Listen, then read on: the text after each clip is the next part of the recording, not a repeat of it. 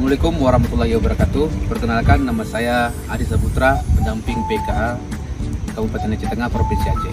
Di sini saya akan mempraktekkan kepada KPM PKH cara penanganan stunting, dampak langsung dan tidak langsung. Bagaimana lebih jelasnya saya akan mengulas dalam video ini. Selamat menyaksikan. Assalamualaikum warahmatullahi wabarakatuh. Selamat pagi ibu-ibu. Gimana kabarnya hari ini? Alhamdulillah. Baik Bu, sebelum kita mulai materi, gimana Bu? Pagi ini kita akan membahas bagaimana cara penanganan dan pencegahan stunting dan apa gejalanya bagi anak-anak, apa artinya gejala dan apa yang bisa menjadi salah satu dampak negatifnya bagi anak-anak. Di mana stunting ini, sebelum kita mulai stunting Bu, apakah ibu sudah pernah mendengar bahasa stunting sebelumnya Bu? Sudah. Jadi Bu, apa itu kira-kira stunting Bu? Menurut ibu dulu, karena ibu yang sebaik apa kira-kira Bu stunting itu? Anak yang kurang gizi, kurang pertumbuhan ya. Yang sebelah sini Bu, tinggi badan tidak sesuai dengan berat badan. Ya. Terima kasih Bu. Jawaban ibu semua itu benar. Dan itu salah satu yaitu pengertian dari stunting. Bagaimana anak-anak yaitu pertumbuhan anak tidak sesuai tinggi dan berat badannya dengan umur anak seusianya. Nah, dimana contohnya misalkan ada umur anak di bawah 5 tahun itu, mungkin saya contohkan seperti ini Bu.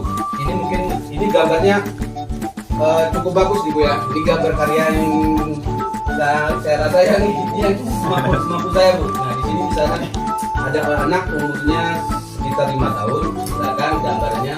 Nah, di setiap bulannya kita kan ibu-ibu pernah mengikuti posyandu, di mana di situ akan diukur tinggi badan, berat badan. Nah, seperti itu. Nah, misalkan anak di usia di bawah 5 tahun ataupun 5 tahun, di mana misalkan si anak A dan si B ini, anak A ini misalkan Bu, ini B.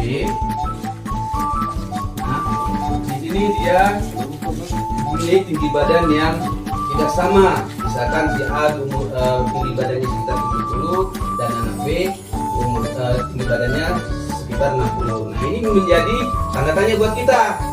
Ibu-ibu, ini menjadi PR buat ibu. Ada apa ini sebenarnya anak ini?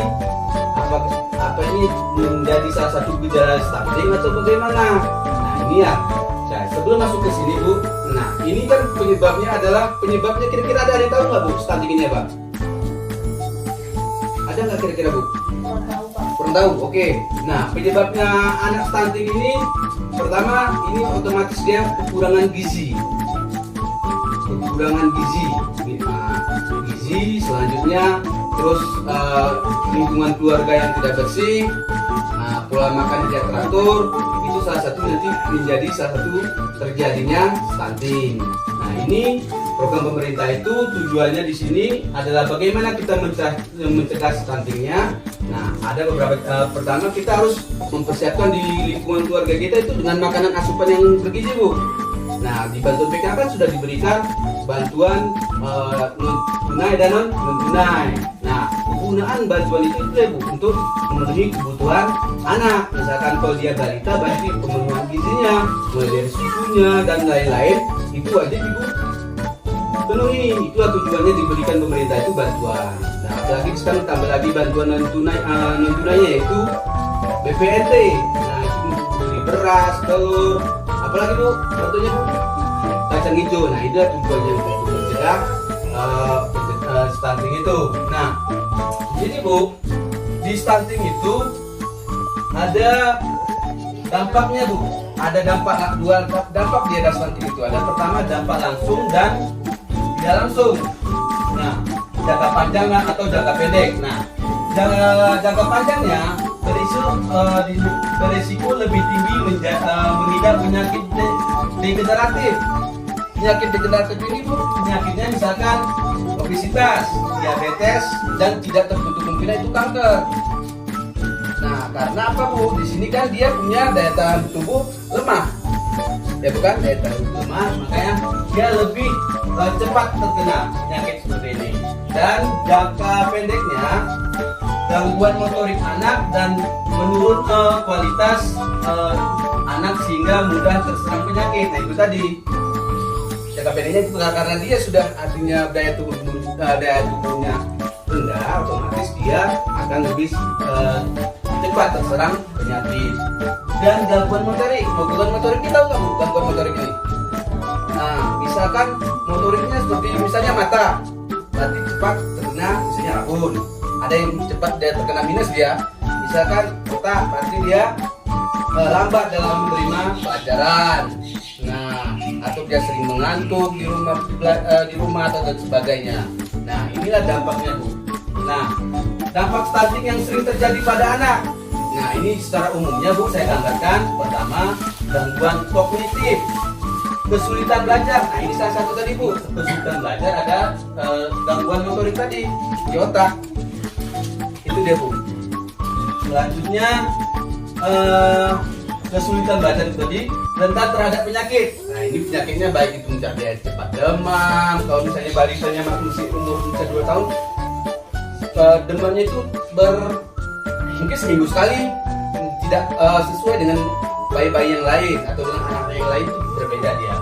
Terus kekebalan tubuh rendah. Nah, ini otomatis dia kalau sudah kurang gizi, otomatis dia kekebalan tubuhnya itu kurang.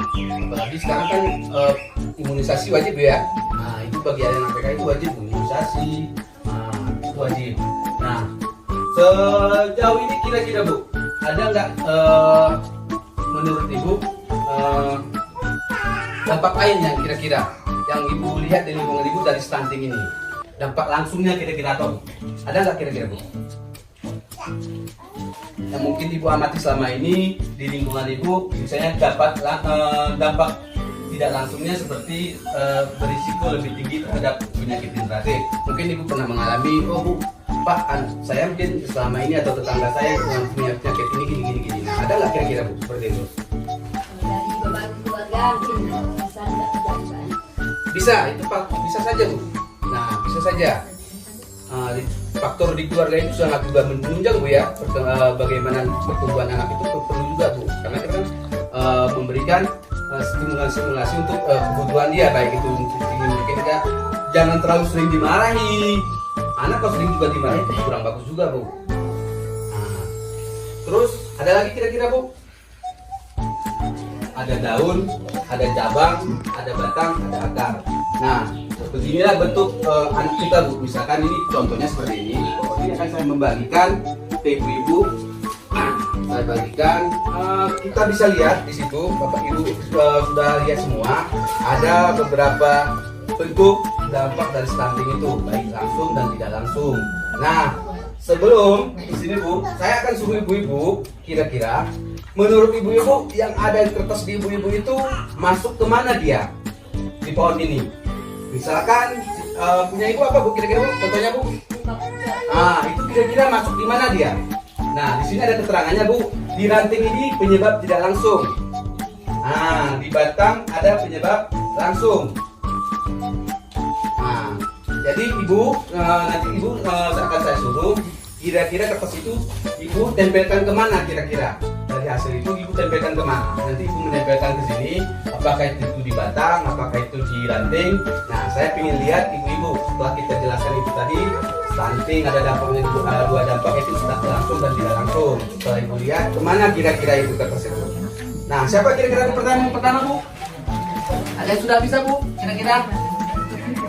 Kalau salah nggak apa-apa ya Pak. Oh, nggak apa-apa. Ini kita belajar Bu. Namanya kita belajar. Nah, Sama-sama belajar. ya kita sama-sama belajar kita Bu. Baru nanti kita lihat. Ayo siapa yang duluan Bu? Kira-kira Bu? Saya Pak. Ayo satu orang ya. Kecil turunnya. Kalau salah nggak apa-apa ya. Nggak apa-apa Bu. Ini daun Pak kan? Ya. Oke, satu. Ada lagi Bu? Ayo. Ibu apa nih, Bu? Di mana kira-kira, Bu? Jantung, ya. Oke. Ada lagi? Mana lagi, Bu? Ya. Ibu kemana, Bu? Daun. Ya. Mana lagi, Bu? Ibu kemana, Bu? Oh, pencernaan. Ini, Bu, ya. Di batang ya. Oke. Mana lagi? Penyampaian ini kita terus sama-sama belajar untuk mencegah bagaimana terjadinya stunting pada keluarga kita, lingkungan kita pada umumnya. Semoga ini bisa bermanfaat untuk ibu-ibu semua, terutama bagi saya, dan saya akhiri. Wabillahi taufiq wal hidayah. Assalamualaikum warahmatullahi wabarakatuh. Ya. Demikianlah praktek bagaimana penanganan dan pencegahan stunting, dampak langsung dan tidak langsung pada anak. Nah, semoga video ini dan stimulasi ini bisa bermanfaat untuk kita semua. Terima kasih saya ucapkan. Sampai jumpa. Wassalam.